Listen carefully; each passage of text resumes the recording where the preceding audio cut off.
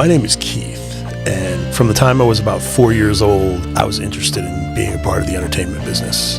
And I've done many things throughout that time, from singing in bands, writing music, hosting television shows, everything involved in the professional wrestling business. And I've written comic books, done a lot of things, and almost all of those things failed in some way or another. But I still kept going. I still wanted to continue to create. And there's just something in me that drives me to create.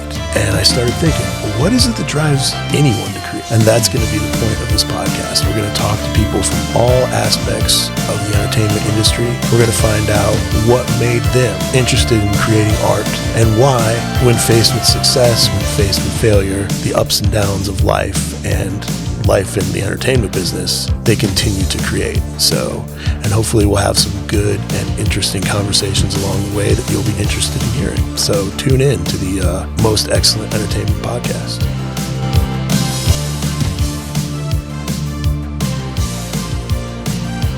Hey everybody, welcome to the Most Excellent Entertainment Podcast. I'm your host Keith, and today we have a writer of comic books such as The Last Ride of the Four Horsemen, The Vicious Circus, a few others. Mr. Kevin LaPorte, how are you? I'm good. Welcome to the podcast.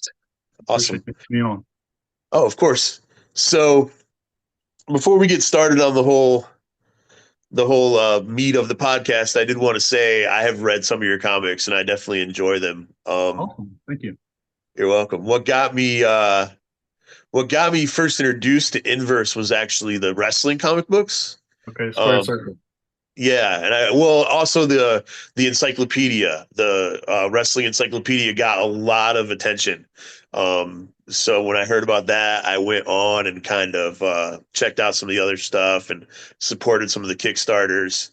So, and just being like a comic book fan for 40 something years, obviously I picked up some of the stuff, and it's good stuff. So, well, thanks a lot. Cool. I appreciate it. We had a lot of fun doing this wrestling comics. I kind of miss it. Yeah.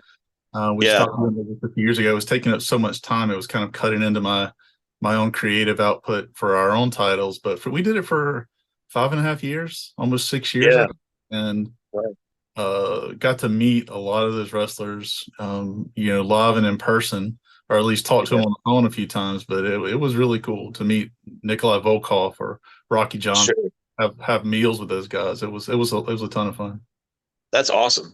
Yeah, I really I liked the Bruno Sammartino one. I thought that it was super thorough, like really well done for a comic book, and the Rock and Roll Express ones were really good. So yeah, and then of course, like the encyclopedia, I didn't even know a second volume came out. I'm gonna have to figure out a way to pick that up because it's sold out on the website.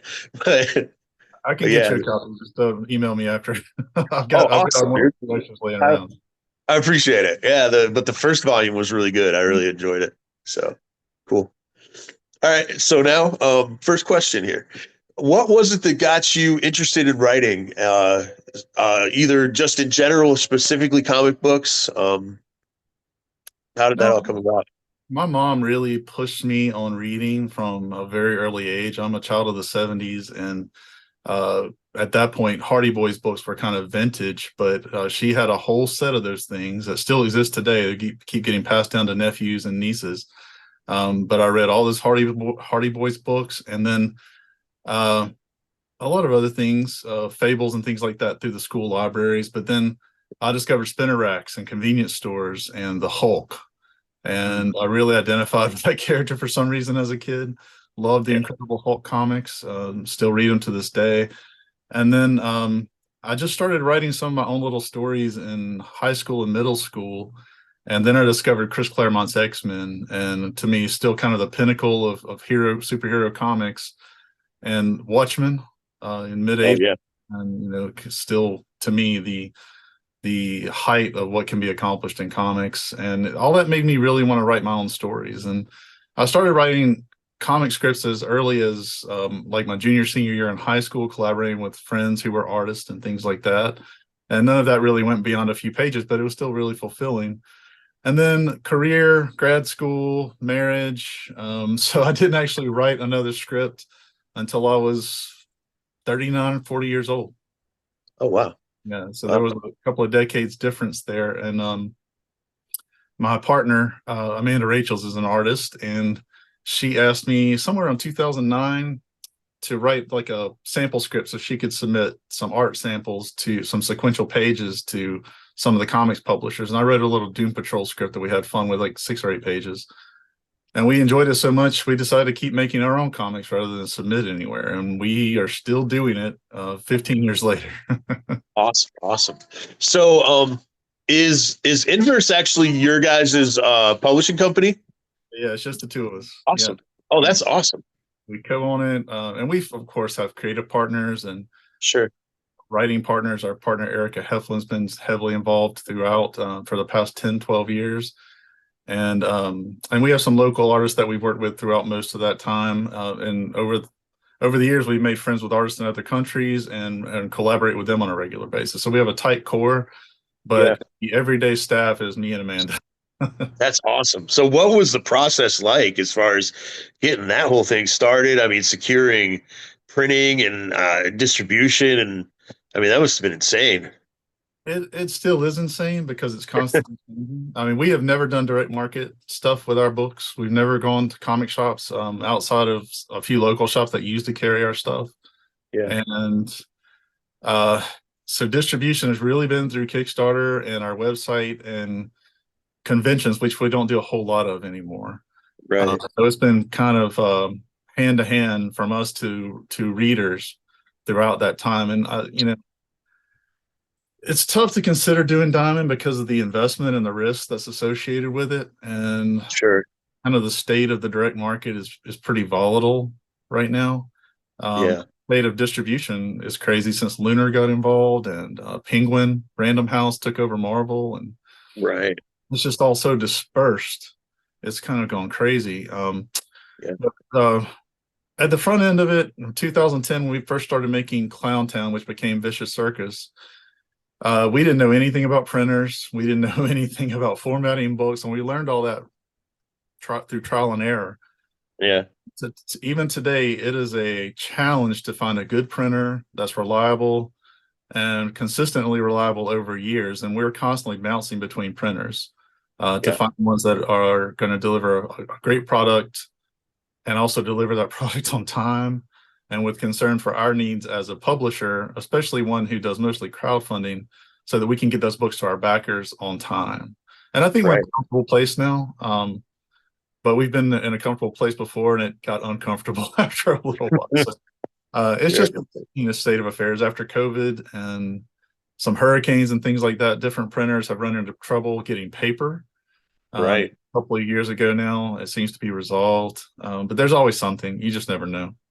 Yeah. I remember I backed a local writer. She wrote a book about like a kid and their dog, and I just thought it was really cute. So I backed it. But yeah, so she I was really patient with her, but there were people who were on her Facebook just tearing her apart. Like, when are we gonna get our book? And I'm just like, man, Yeah. this is, she's doing this herself. Like, give her a break, you know? Yeah. We ran into So, the same types of problems, especially about 2 years ago. And it wasn't the printer's fault, but the ones right. we were working with at the time just weren't very forthright with us about what the actual issue was and how soon they really realistically saw it being resolved. And so we kept making promises to our backers that we couldn't keep because they still didn't have paper. And it wasn't really the fault, but they weren't being as truthful with us as they should have been about the fact that they didn't foresee getting paper for quite a while.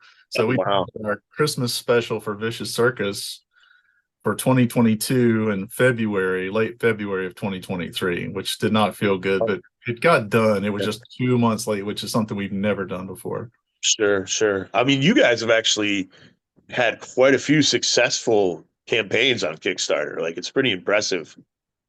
Yeah, we've since 2011, I think was our first one. We've had, including the Squared Circle stuff, right, 86, something like that, Kickstarters. Yeah. And they all got funded, or everyone that was a comic book got funded. And we tried again one time, and that didn't go quite as well as we liked. But yeah, but all the comics have been funded. That's awesome. The idea of games is so cool, but like now people just play stuff on their phones. Yeah. Really. You know what I mean? It's a lot harder to get people to sit down and play a game. Like Yeah. even I have friends who are super into Pokemon, but they don't even really play the Pokemon card game anymore. They play it on their phone with Pokemon Go. other people. Yeah. What's that? They're playing Pokemon Go. Yeah, sure. Yeah, yeah. Or even like, I mean, one of this guy who I used to work with played like the Pokemon card game, but he played it on his phone and he could play it with people who weren't even sitting by him. You know, he could just play it. It was just Yeah. it's In a person. really weird world, you Yep. know. But I appreciate the fact that like there's independent publishers who are keeping comic books alive, you know, the physical comic book that you can hold. I think that that's important, you know. And with Kickstarter, it's really thriving. The Yeah. market for Kickstarter has changed and it's kind of depressed for mid-level indie creators like us. And there are a lot of people that do this the same kind of way that we do right now. Yeah. In fact, I noticed the other day that Kickstarter is up to 350 comics projects this week. And that is a crazy number. Wow, I one remember week, like yeah. 125, 140 was a lot. And so a Right, lot of people have discovered they can make comics via crowdfunding. And I think it's a double-edged sword. Yeah. It's great to have a lot of people making comics and that there's a healthy population of creators out there, but it's cutting into the pie for everybody. Absolutely. Yeah, I mean, you're gonna have uh like you guys, and I mean, Cosmic Times has been out for a while, and I love Martin's books. Oh my gosh, dude, they're so good. But it's just like there's a lot of there's a lot of people who are gonna be loyal to the ones that they always have been loyal to, but at the same time, if a concept grabs you, you might. If you have to make a choice, you might try out the new thing just because it looks interesting. I mean, you never know how all that's going to go. The Yeah, crowdfunding is so yeah, what do you think has led to your guys' success? I mean, 86 successful campaigns is a lot. stubbornness, refusal Yeah. to quit. Yeah. Honestly, I enjoy making comics so much. It's something I've wanted to do since childhood. Now that I legitimately have done it for a decade, it's meant so much to me in terms of just my identity as a creator that it's not something I could quit doing if I wanted to. If I didn't push them out through Kickstarter, I just make them, print them, and put them in a box here at home. Right. It's something I love doing, and I can't Yeah. stop. Yeah. And we've done it in a reasonable and pragmatic way that's manageable, so that we can keep doing it.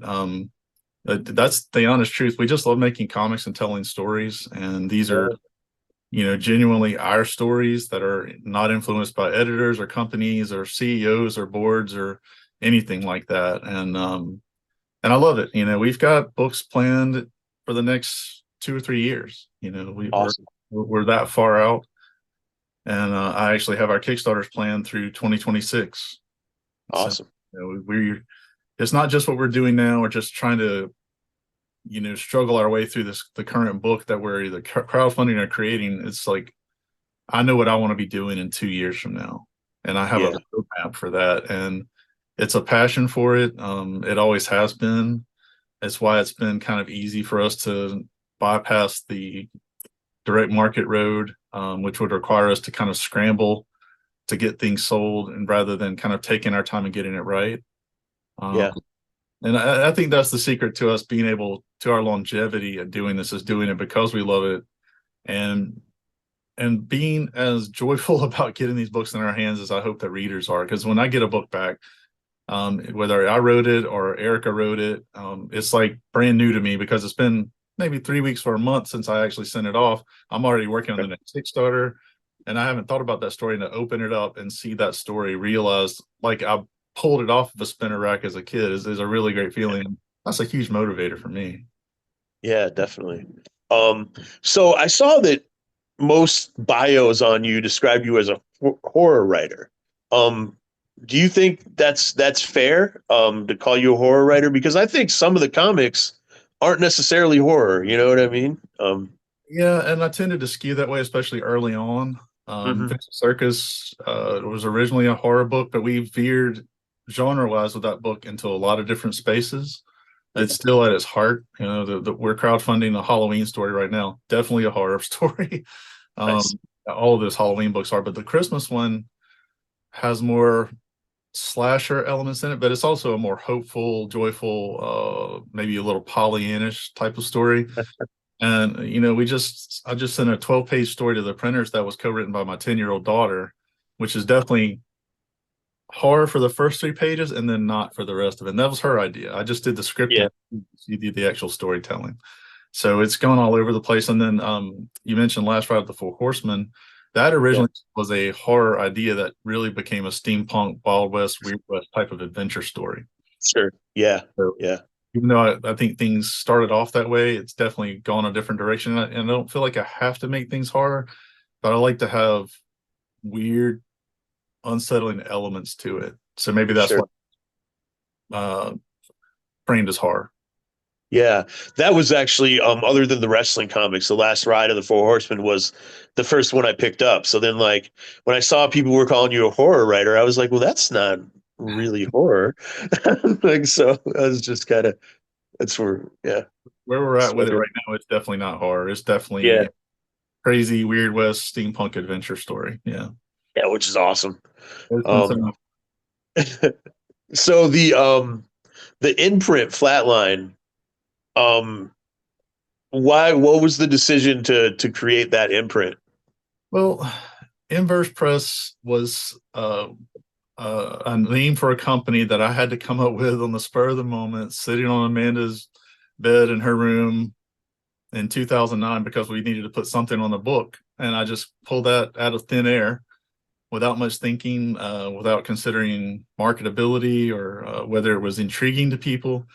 And so after COVID, we really had a good run of Kickstarters where we were seeing growth. We were seeing growth at conventions. And I thought we need an imprint name that's a little more of a draw. And Flatline not only describes kind of the, you know, skewing towards the macabre or the weird, the horror for our books, or just the outright violence in the books, because they, you know, the adventure stories are violent by their nature.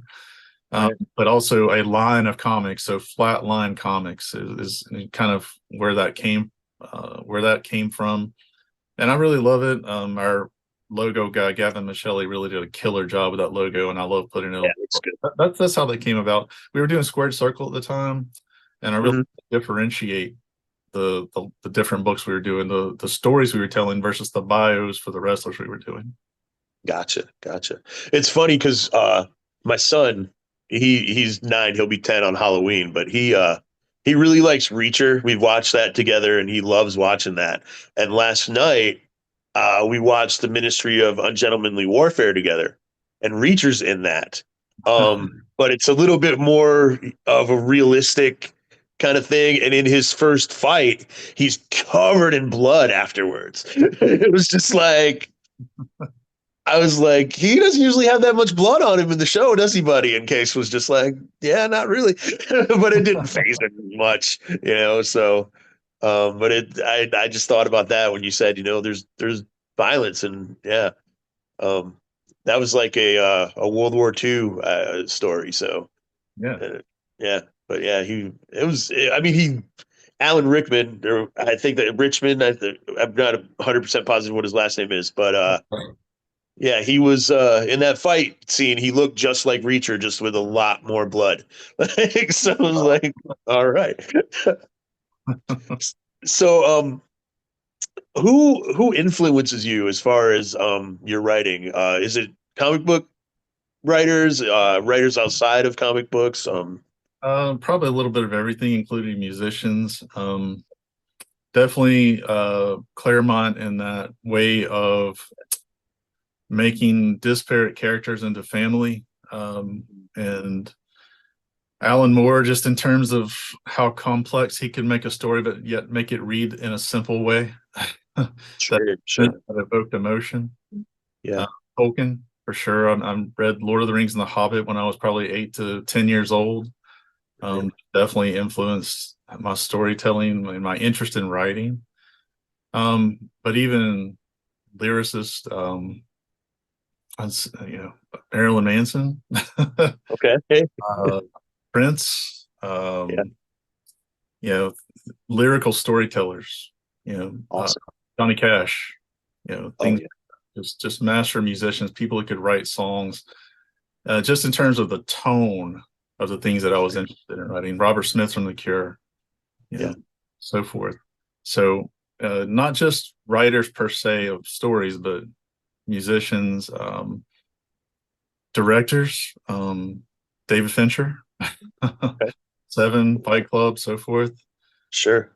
Ridley Scott, Blade Runner, Alien. I mean, just math. Yeah.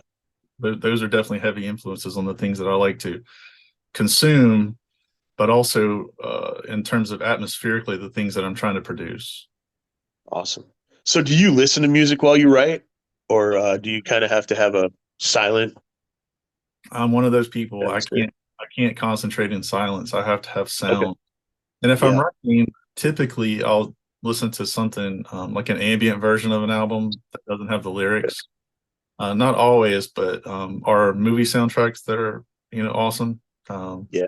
The old Alien soundtrack or the Conan the Barbarian soundtrack from the early '80s, things like that that have an epic feel. It depends on what I'm writing, but yeah, I have to have background noise to kind of support the thought process that goes into writing, and then it just flows.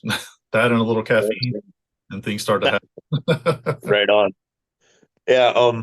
It's funny that you mentioned Johnny Cash because Delia's Gone is probably my favorite Johnny Cash song. It's kind of later in his career, but I love that song so much. And he's not really known for like murder ballads, but that murder ballad that he did is awesome. I mean, I just love that song. Well, And that whole period when I think Rick Rubin was doing the producing for him, and yeah, yeah, he covered "Hurt," the Nine Inch Nails right, song. right, It was like this right. renaissance for him right at the end of his life, and it's Yeah, well deserved. It was a great period. yeah, for sure, for sure. And I like how the music is kind of upbeat. It's got like a swing to it, and he's talking about There, murdering his cheating wife, It's just like, man, it's it's awesome. Um, when you tell stories, do you like to put sort of different elements into it, like make it seem almost like a cheery thing, even though it's horror? Because I'm fascinated by stuff like that, like different tones, like in a if story. you I think that's pretty amazing. if you don't, it gets predictable and boring. Sure. And as I mentioned, especially with Vicious Circus, we've produced so much material, hundreds of pages at this point.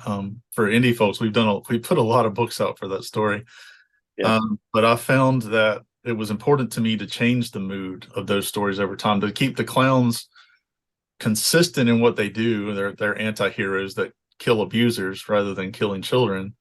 There you Um, go. but to like I mentioned the difference in the Halloween stories and the Christmas stories. The Christmas stories are more hopeful, Okay. whereas the Halloween stories are more brutal Yeah.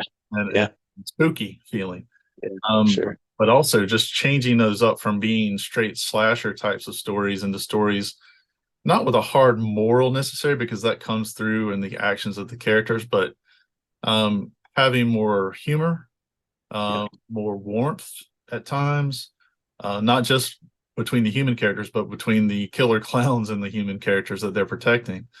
But adding those elements in so that the horror, when it happens, really stands out from the normal human interactions that you're seeing between the characters. And it means more when you give a damn because the Yeah. characters act like people that are relatable, likable, and identifiable. Awesome. So, when you write, obviously it's kind of hard. Well, maybe it's not hard, but do you draw at all from personal experience when you're writing any of this stuff? Or is it all just kind of in your imagination? A lot of it's imagination, but definitely I draw from personal experience. In my previous life, before I retired, I was a psychotherapist and a mental health executive for the state of Alabama. And for 16 years, I worked at the state psychiatric hospital, which was, Wow. an asylum. Yeah. Yeah. And worked with a very violent population of schizophrenics, very difficult group that wasn't very responsive to treatment. And Yeah. I saw a lot of things and experienced a lot of situations that I most can people imagine. won't ever see. And so I think those things are heavy influences, and just things, weird situations I've seen throughout life. Okay. Yeah. So, but Yeah. definitely that all influences things. Just working in mental health in general, though, you see so Awesome. many things, and the things that people go through, and how people are victimized when they're in vulnerable situations, and that's kind of where Vicious Circus came from. It's a revenge uh, fantasy for people who don't have anybody else to stand up for them. And here come these supernatural clowns who, in the most violent, brutal ways possible, defend the innocent. That's that's awesome. You know, it's funny because I had read that you were a former mental health professional, but I didn't even put together that you could be using that in your stories. Yeah, That's and it crazy how that wasn't. comes together. Yeah, it wasn't like I was just doing normal therapy with people who were just having Right. adjustment problems. We saw, I mean, people died where I worked, and it was, Right, sure. it was a wild place on a daily basis for 16. Yeah, I was happy to become a paper pushing bureaucrat in year 17 for 3 years. I had a little indeed. break from the intensity.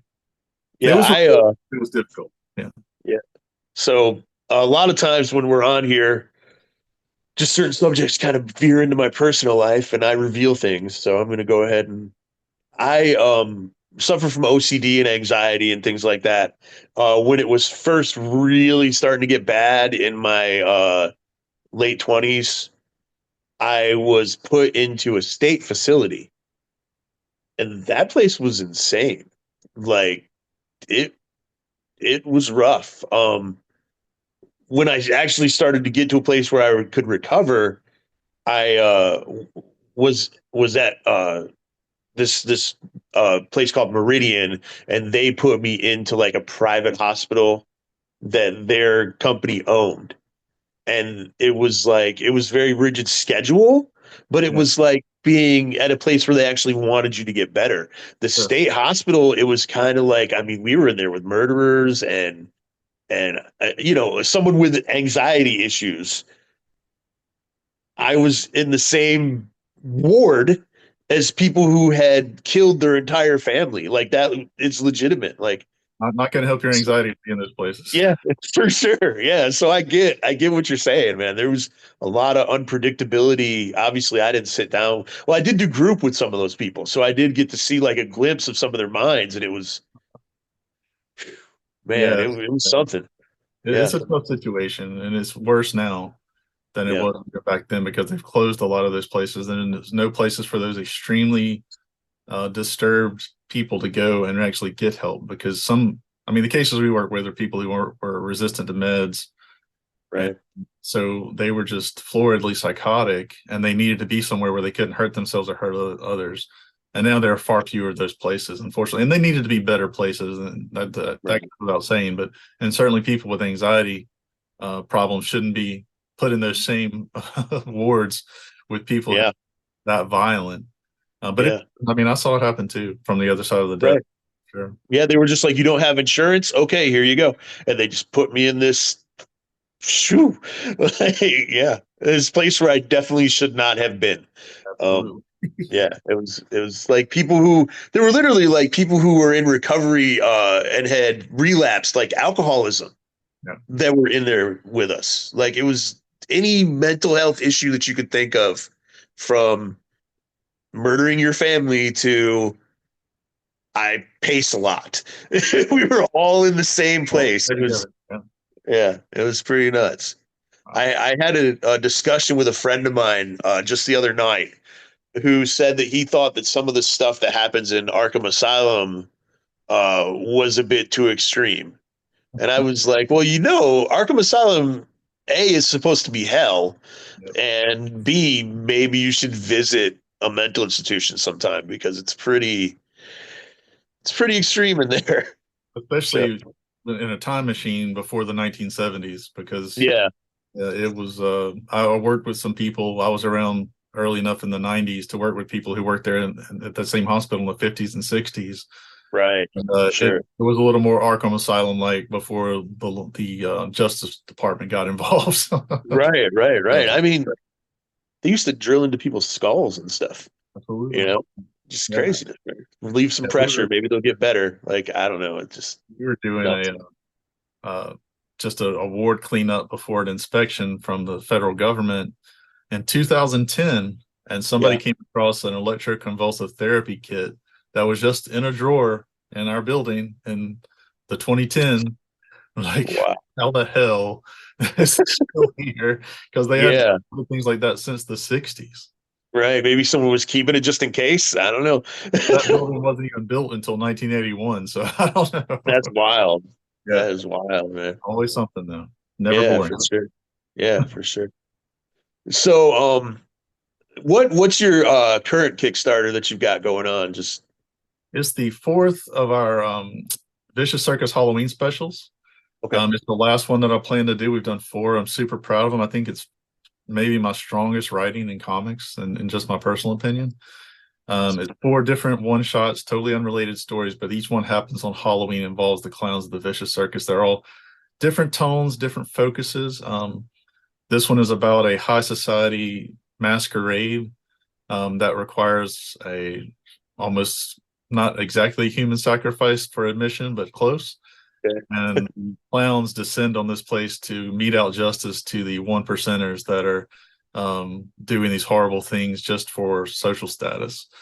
It's drawn by Oscar Pinto, who's done all four of these things in like a almost Bill Sienkiewicz style of art, just an amazing artist. He was in DC's Joker the World. He did the Joker story for Mexico last month. Okay. Awesome. Work. And so I put together a collector box to have all four issues in it for people that didn't have the previous issue. So it's a 4 issue set, but there, for anybody that got the other three, this new one is in there. Yeah. Awesome. Super proud of this. Very cool. Very cool. And do you have any? Well, you know, but is there anything coming up that you can talk about? Oh yeah, Like you know, in coming the out indie world, we can't keep things secret for marketing, or nobody knows it exists. right. So, the next thing is the fourth Christmas special. Okay. That we'll be launching that at the end of November and finishing up about mid-December. Hopefully, getting that out to everybody by the end of the year. And after that, the next issue of Last Ride of the Four Horsemen, I think, is probably January. The artist only has 5 pages left to draw, and it looks amazing. Mark Antiana from Chile is the artist on that book, and just doing amazing work, beautiful work. So that's the next 3 months. We've got the Halloween book for Vicious Circus, the Vicious Circus Christmas, and then the Last Ride of the Four Horsemen Tribulation 2. Awesome. So I want to talk about a couple things that kind of sparked in me when you. So my current favorite artist is Rags Morales. I used to love George Perez, but he's passed on since, recent, like a couple years ago. But Rags Morales is just such an amazing artist, and I used to. Also, when I did wrestling stuff, because I'm a comic book fan. Oh, I don't. The people who listen to this regularly know this, but I used to be a pro wrestling promoter.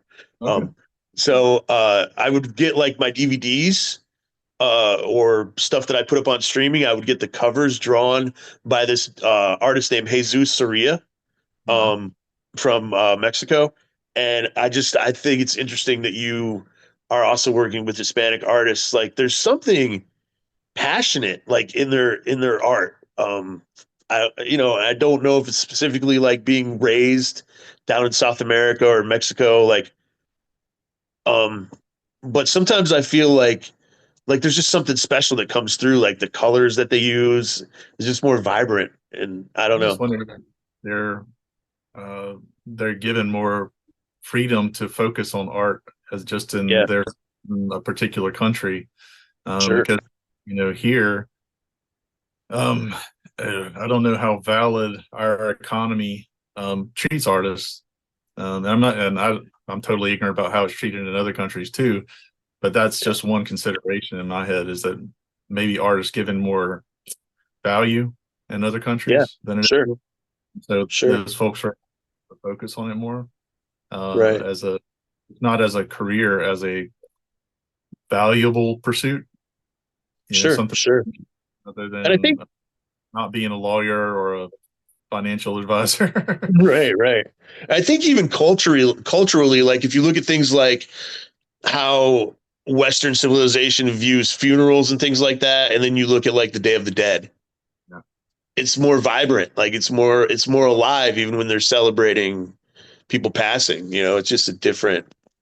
Yeah. I think that comes through in their art. Like that's just my maybe. You know what I mean? I just definitely I love Rags. He's so good. And I, you know, Jesus was so good. And it's just yeah. Um Yeah, absolutely. I think there's emotion to Rags Morales' art that not a lot of people can capture. So there's my little Rags Morales, a great artist rant. So um, before we go, one other thing. Well, let's find out where people can find you. Actually, um, Okay. so how? Most of what I'm doing right now is on Substack. KevinLaPorte.substack.com. Right. I'm we're on Facebook at Flatline Comics. Okay. Patreon. We do a lot on Patreon under patreon.com/vicious circus. That's a vicious circus specific Patreon. Where everybody that's in there gets an exclusive comic every year and a collector box, and then of course advanced previews before anybody else gets to see things for Vicious Circus. But those are the most common places. Like I said, very heavy into Substack right now. It's just a really great platform that Mhm. produces a lot more interaction, a lot more responsiveness, not just from the people who read it, but from me, because I actually see that they responded. Right. Substack's great. It's been a great innovation for writers and creators. Yeah, I actually started out on Substack. A podcast that I listened to is on there, Cool. and then I found that there was other artists who I was into their work. That's I follow you on Substack, so Yeah. that was actually how I got a hold of you to get on the podcast was through the Substack. So, um, and the last thing, this is kind of what we like to ask everyone who comes on.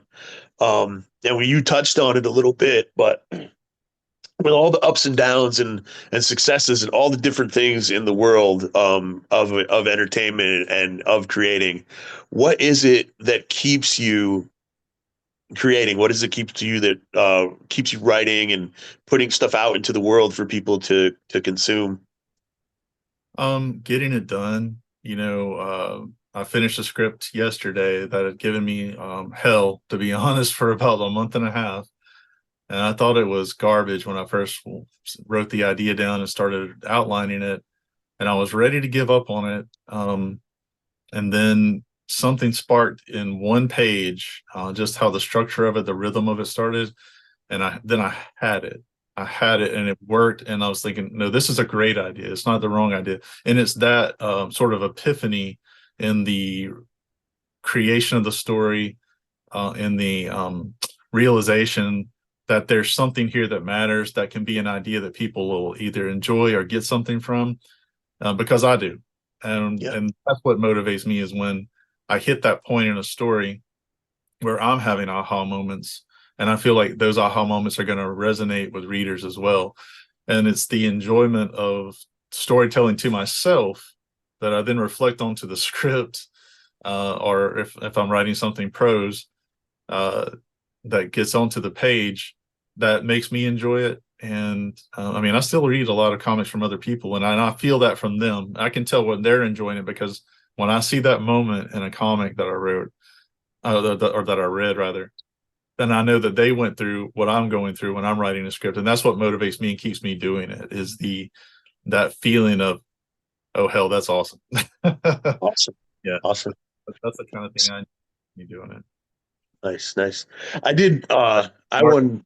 is just as rewarding seeing somebody like Oscar or Amanda, or Marco return a page that I scripted and make it look about 1,000 times better than I imagined it. That's also very, very reinforcing. Sure. Yeah.